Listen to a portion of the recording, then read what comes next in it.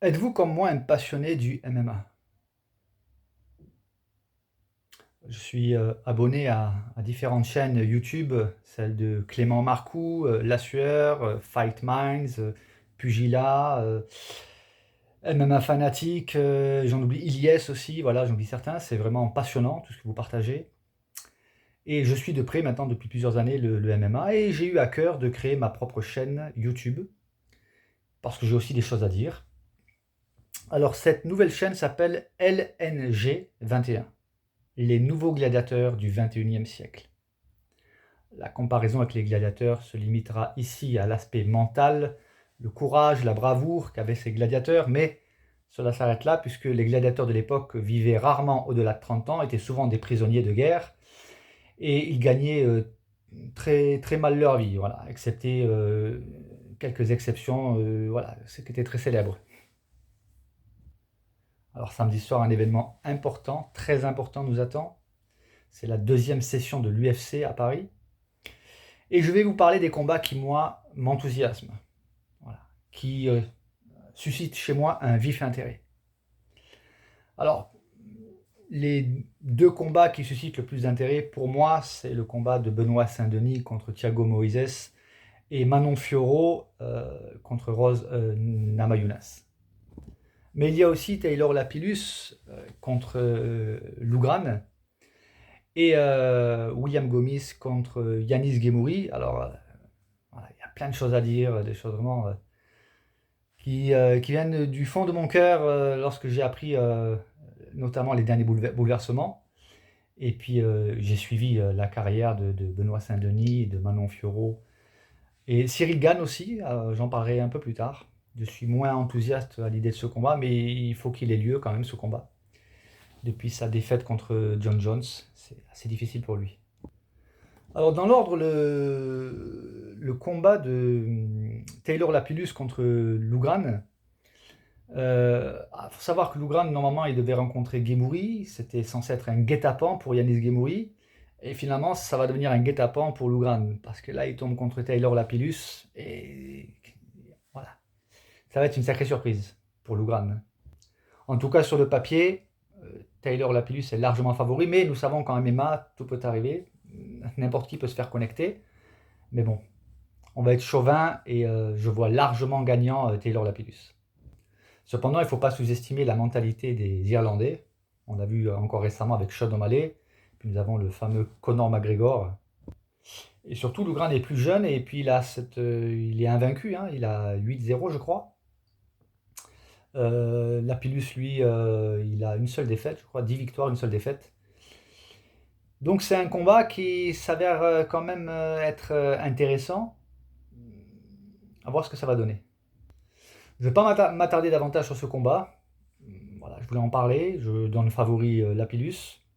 Il va y avoir une surprise. C'est surtout l'aspect guet-apens qui est étendu par l'UFC à Yanis Gemouri et qui finalement risque de, enfin pour moi, devient un guet-apens pour Lougrane. Le combat suivant est très particulier parce que nous avons William Gomis, alors qui n'est pas un tueur en série, mais qui est un tueur qui sourit. Le sourire de William Gomis est réputé maintenant et il a l'air tellement gentil et en fait, lorsqu'il est dans la cage, il est complètement différent. Et cela peut induire en erreur ses adversaires qui le voient tout gentillet, souriant, mais il doit y avoir, à mon avis, je pense, il doit y avoir quelques fêlures intérieures psychologiques chez William Gomis pour qu'il se transforme à tel point dans la cage. Et Yanis Gemouri, qui a aussi un beau palmarès, et qui semble être un combattant solide, ça va être un challenge, vraiment un challenge pour les deux. Alors j'ai entendu dans certaines vidéos que Gemouri serait assez solide sur le plan, sur le sol, grappling et lutte, mais on sait que Gomis, il se fera endormir, mais il ne tapera pas. Donc ça suscite un vif intérêt. Je ne sais pas ce que vous en pensez. Puis il y a le storytelling derrière, enfin storytelling si on peut appeler ça comme ça, mais il y a quand même une rivalité entre Paris et Lyon. Voilà, deux teams. Voilà, c'est ça aussi l'enjeu quelque part. Hein. Donc personnellement, je vois William Gomis vainqueur. Mais voilà, on sait que voilà, Gemouri peut aussi gagner. Hein. Mais je choisis quand même voilà, Je suis derrière William Gomis.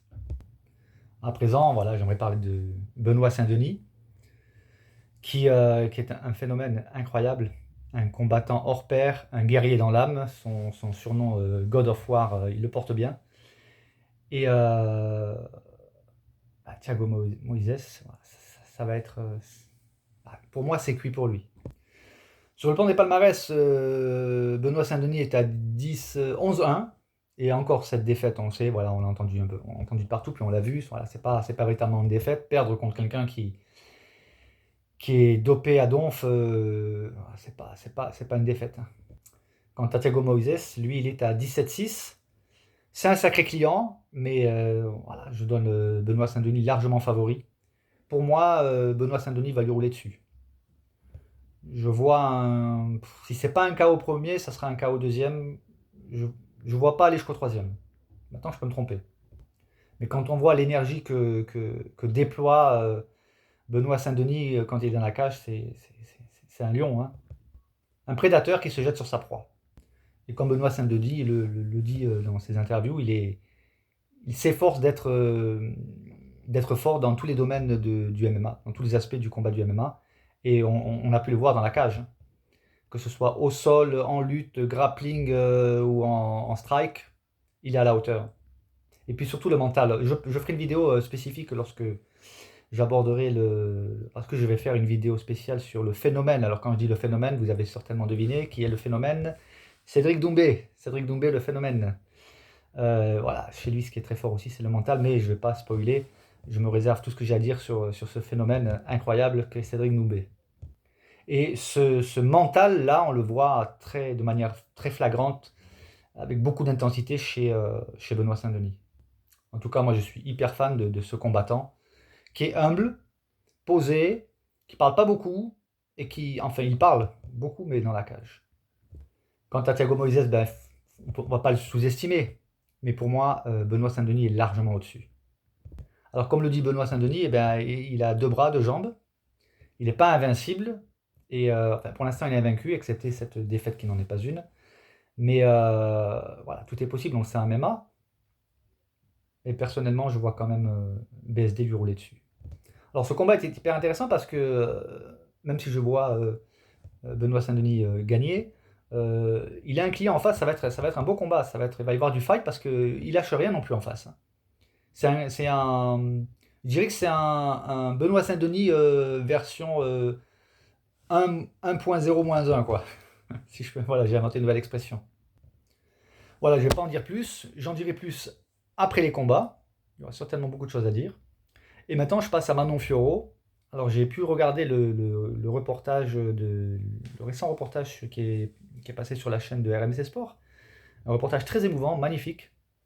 On peut discerner le personnage emblématique qu'elle représente. Autant dire, voilà, une femme haut en couleur, si je puis dire ainsi, avec un caractère bien trempé, des compétences hors normes, un mental à toute épreuve. Enfin voilà, moi je suis devenu fan suite à ce reportage. Je la connaissais très peu avant, mais grâce à ce reportage, voilà, je suis devenu client, si je peux dire, de ses combats, de sa personnalité, de son style. Et le combat, bah, voilà, c'est le combat qui suscite le plus d'enthousiasme, semble-t-il, avec celui de Benoît Saint-Denis. Parce qu'en face, elle a Rose Namajunas. Alors là aussi, j'étais très touché, très émouvant, je trouve son parcours de vie très difficile. Elle est impressionnante de par ses compétences et elle a une faille, c'est sur le plan psychologique. Et tout va dépendre de cela, je pense. Comment elle se présentera le samedi soir. Si elle est dans ses grands jours, ça va être très très difficile pour Manon Fiorot. Mais on sait qu'elle a cette fragilité. Voilà, ça va être le 50-50. Pour elle, ça va être sa passe ou sa casse. Alors, on sait qu'elle a d'énormes ressources techniques, elle a d'énormes ressources sur le plan mental, si elle est, comment je peux dire, si elle est bien calibrée mentalement, voilà. Si elle est au diapason de sa force intérieure, euh, ça peut tout changer.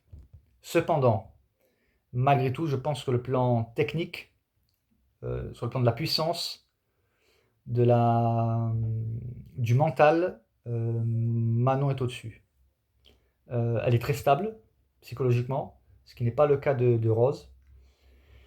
Mais quoi qu'il en soit, ça va être un combat à la hauteur de nos attentes, voire même plus. Donc là encore, j'en dirai davantage après le combat. Voilà, je vais pas faire une vidéo qui dure 3 quarts d'heure. Pour cette première vidéo, je voulais juste aborder les combats qui, moi, m'enthousiasment et dire ce que j'ai à dire qui me paraît le plus important. Voilà, aller à l'essentiel, on va dire. Et pour terminer, Cyril Gane, alors oui, ce combat ne m'enthousiasme pas, mais bon, voilà, il faut, pour qu'il ait le prochain gros nom, il faut qu'il passe par Spivak. Alors, le problème qu'il y a avec ce combat, c'est que sur le papier, normalement, Cyril Gane doit lui rouler dessus. Le problème qu'il y a, c'est que s'il gagne au premier round, on dira c'est le minimum syndical, c'est normal. S'il gagne au deuxième round, on dira oui, c'est normal qu'il gagne. S'il gagne à la décision, là, les critiques vont fuser parce qu'ils vont dire ouais, s'il était obligé d'aller jusqu'au bout pour Spivak, voilà, qui ne suscite pas le même enthousiasme que les autres gros noms, c'est pas évident. Alors s'il perd, alors n'en parlons même pas. Pour moi, s'il perd, c'est catastrophique. Donc en fait, s'il gagne, ben, il aura fait le taf. Il aura fait ce qu'il faut. Tout le monde dira ben, c'est normal, c'est quand même normal que Cyril gagne. Voilà, on s'y attendait. Mais si le combat va jusqu'aux 5 rounds, là, ça sera déjà, les critiques fuseront. Et s'il perd, alors n'en parlons même pas. Et même s'il gagne, mais qu'il y a eu des passages du combat qui ont été difficiles pour lui, il aura droit aussi critiques. Donc c'est vraiment pas facile de s'appeler Cyril Gane aujourd'hui. Quoi qu'il en soit, il est de notre devoir de le soutenir. Hein, c'était le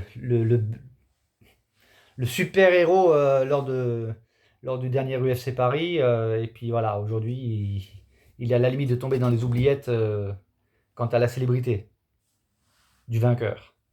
Alors je comprends que plusieurs aient été déçus. J'ai moi-même été déçu de sa défaite, surtout une défaite aussi rapide. Mais voilà, on est là, on doit le supporter, le soutenir, l'encourager. N'oublions pas que nous avons un pouvoir incroyable qui est à notre portée, c'est la parole. C'est un pouvoir immense qu'on sous-estime et par la parole, on peut assassiner mentalement quelqu'un, et bien on peut aussi le doper. Donc, soyons là pour encourager Cyril.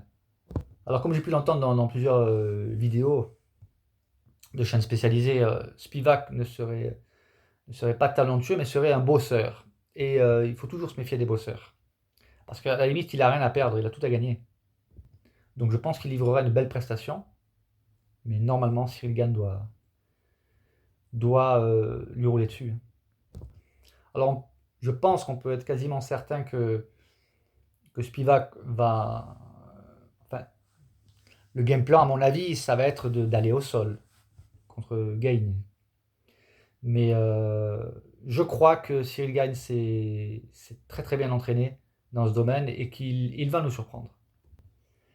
Voilà, je ne vais pas m'éterniser. Je vous donne rendez-vous dans les jours qui suivront l'UFC Paris. Et Cocorico, on soutient nos combattants et que le meilleur gagne.